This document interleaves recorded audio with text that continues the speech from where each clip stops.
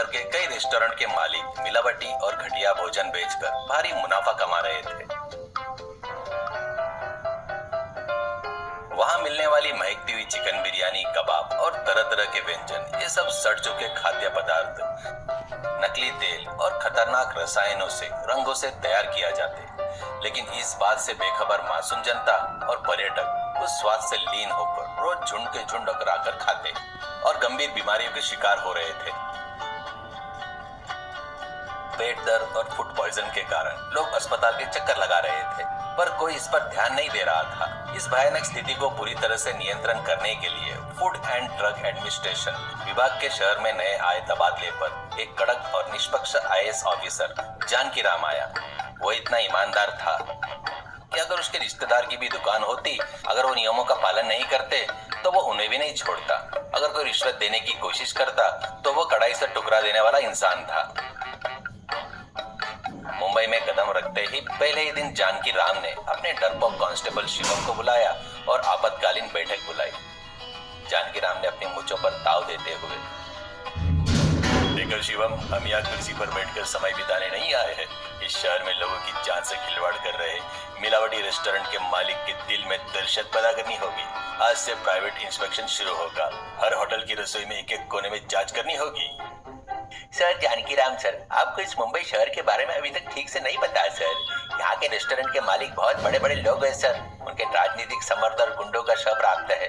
अगर हम बेवजह उनसे उलझेंगे तो हमारी नौकरियां चली जाएंगी या फिर वो हमें दूर दराज के इलाके में ट्रांसफर करवा देंगे। कृपया थोड़ा सोच समझकर कदम उठाइए सर। जानकी राम टेबल पर जोर से हाथ मारते हुए, नौकरी चली गई तो कोई बात नहीं शिवम, ट्रांसफर मेरे लिए कोई नई बात नहीं है, लेकिन मासूम जनता के पेट में जहरीला रसायन जाए ये मैं बर्दाश्त नहीं कर सकता। हिम्मत रखो और मेरे पीछे चलो। जैसे सोचा था वैसे ही जानकी राम ने शहर के बड़े बड़े होटलों पर दिन रात छापे मारना शुरू कर दिए। रसोई में गंदगी दिखती, मक्खियां भिनभिनाती हुई सड़ी रंगीन बोटियां मिलती या चाइनीज व्यंजनों में नकली रसायन रंग इस्तेमाल होते दिखते तो वह बिना दोबारा सोचे उन रेस्टोरेंट के लाइसेंस रद्द कर देता, दुकान को सील करके ताले ठोक देता। एक दिन दोपहर को जानकी राम और शिवम घूमते घूमते आखिरकार हाई कोर्ट के परिसर में स्थित हाई कोर्ट कैंटीन के पास पहुंचे। उस कैंटीन के मालिक का नाम मुन्ना था। मुन्ना बहुत घमंडी अपने मूंछों पर हाथ फेरते हुए जानकी राम की तरफ देखने लगा। ए ऑफिसर, यहाँ क्यों आए हो? क्या तुम्हें इसे अपने गांव का कोई मामूली रेस्टोरेंट समझ रखा है? या मुंबई का हाई कोर्ट कैंटीन है? यहाँ देश के बड़े बड़े वकील और जज नाश्ता और बिरयानी खाते हैं। यहाँ तुम्हारी धमकियां और तुम्हारी दाल बिल्कुल नहीं गलेगी। इज्जत से निकल जाओ यहाँ से। जानकी राम ने उनकी बातों की परवाह न करते हुए मुस्कुराते हुए सीधे कैंटीन की रसोई में प्रवेश किया। अंदर का नजारा देखकर वो सन्न रह गया। वहाँ एक बड़े से लोहे के पतीले में मसाला बिरयानी पक रही थी, लेकिन उस बिरयानी में इस्तेमाल हो रहे चिकन से भयंकर बदबू आ रही थी। वह आधा सड़ा हुआ था, उसमें कीड़े पड़ने वाले थे। इसके साथ ही उसमें लाल रंग के रसायन भर भर कर डाल रहे थे। जानकी राम ने चम्मच से वह बिरयानी निकाली और चखते ही चौंक गया और थूक दिया। छी, ये क्या है?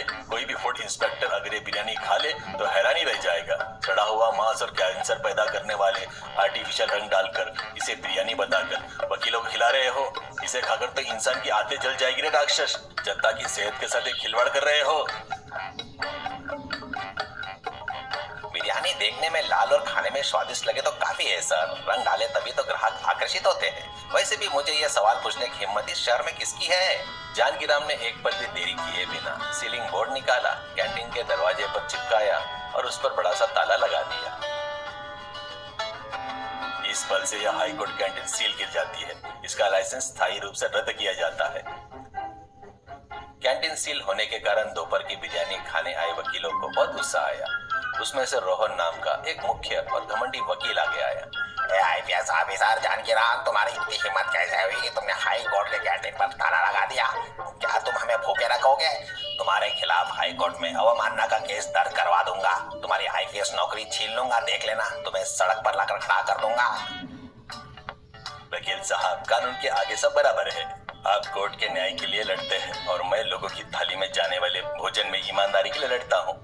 आपको जिस कोर्ट में केस दर्ज कराना है कर लीजिए, मैं हर चीज के लिए तैयार हूँ। वकील रोहन ने तुरंत मुंबई के हाई कोर्ट के मुख्य न्यायाधीश वर्मा जी के समक्ष में जानकी राम के खिलाफ एक अर्जेंट केस दर्ज कराया। अगले ही दिन मामले की सुनवाई शुरू हुई।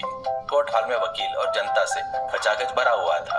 जज वर्मा जी अपनी सीट पर बैठकर गंभीरता से दोनों पक्ष की ओर देख रहे थे। वकील रोहन आगे आया और आवेश में आकर अपनी दलीलें देने लगा। माय लॉर्ड, इस आईएएस ऑफिसर जानकीराम का अहंकार बहुत बढ़ गया है। यह शहर में लगातार रेस्टोरेंट बंद करवाकर छोटे बड़े व्यापारी में भय का माहौल पैदा कर रहे हैं।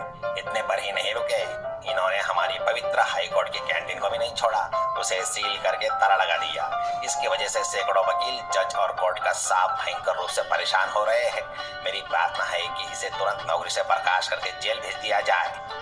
आईएएस ऑफिसर जानकीराम, वकील रोहन द्वारा लगाए गए आरोपों पर तुम्हारा जवाब क्या है? क्या कानून की रक्षा करने वाले कोर्ट की कैंटीन को सील कर दोगे?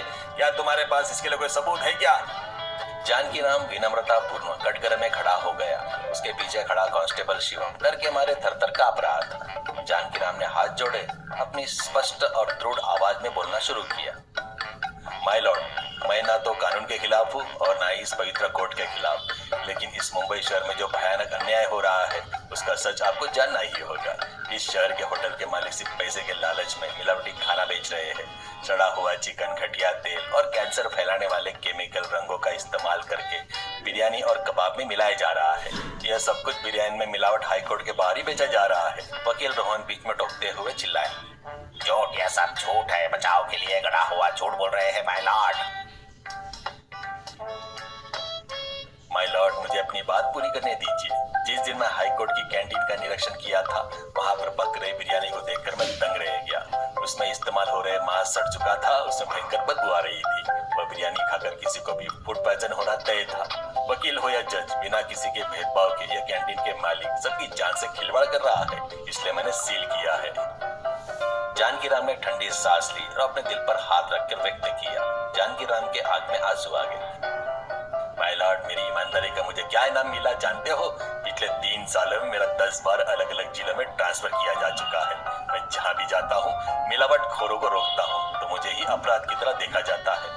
आज इस पवित्र कोर्ट में खड़े होकर कह रहा हूँ, लोगों की जान बचाने के लिए मैंने नियमों के मुताबिक ही काम किया है। अगर मेरा काम गलत है तो इसी वक्त मेरी आईएएस की नौकरी छीन लीजिए। माय लॉर्ड, मेरे खिलाफ जो चाहे कार्रवाई कीजिए, मैं हर सजा भुगतने को तैयार हूँ। जानकीराम की बातों में छिपी सच्चाई और दर्द को महसूस करके जज वर्मा ने गहराई से सोचा। कोर्ट इस मामले में जल्दबाजी में कोई फैसला नहीं सुनाएगी। हर बात सबूत से साबित होगी। तुरंत पुलिस लैब टेक्नीशियन को बुलाया जाए और हाई कोर्ट कैंटीन से उस बिरयानी के सैंपल को, केमिकल रंगों को अभी कोर्ट के हॉल में लाकर टेस्ट किया जाए करके आदेश देते हैं। कुछ ही देर में अधिकारी कैंटीन की बिरयानी के सैंपल ले आए और लैब रिपोर्ट जज साहब को सौंप दी। रिपोर्ट पढ़ते ही जज की आंखें गुस्से से लाल हो गई। उन्होंने टेबल पर जोर से हथौड़ा मारा।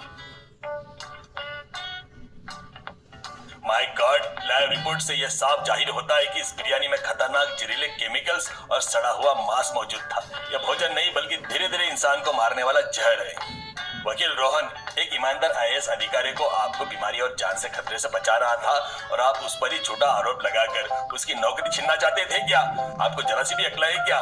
वकील रोहन डर के मारे सिर झुकाकर शर्मिंदा हो गए। माय लॉर्ड, मुझे माफ कर दीजिए। मुझे असलियत पता नहीं थी, इसलिए मैं जानकीराम जी पर फालतू का गुस्सा हो गया। उन्होंने जो किया है वो हम सबकी भलाई के लिए किया था। यह हाईकोर्ट आईएएस अधिकारी जानकीराम को पूरी तरह से निर्दोष घोषित करती है। उनके सहकर्तव्य निष्ठा और ईमानदारी की यह कोर्ट तहे दिल से सराहना करती है। इसके साथ ही लोगों की जान से खिलवाड़ करने वाले उस कैंटीन मालिक मुन्ना को 5 साल की कठोर जेल की सजा और 10 लाख रुपए का जुर्माना लगाया जाता है। शहर के सभी मिलावटी रेस्टोरेंट पर कड़ा एक्शन लेने के लिए जानकीराम को पूरी छूट और अधिकार दिया जाता है। कोर्ट हॉल में मौजूदा सभी लोग, दर्शक अपनी जगह खड़े होकर जानकीराम के लिए जोर जोर से तालियां बजाने लगे। शिवम कांस्टेबल में गर्व और खुशी से जानकीराम को सैल्यूट किया। उस दिन के बाद से मुंबई शहर में आईएएस अधिकारी जानकीराम का नाम सुनते ही मिलावटखोरों की रातों की नींद उड़ गई। सभी शहरवासियों ने जानकीराम की सत्यनिष्ठा की खूब प्रसारण की। सीख, अपने स्वार्थ और अधिकार लाभ के लिए लोगों की जान से खिलवाड़ करना महापाप है।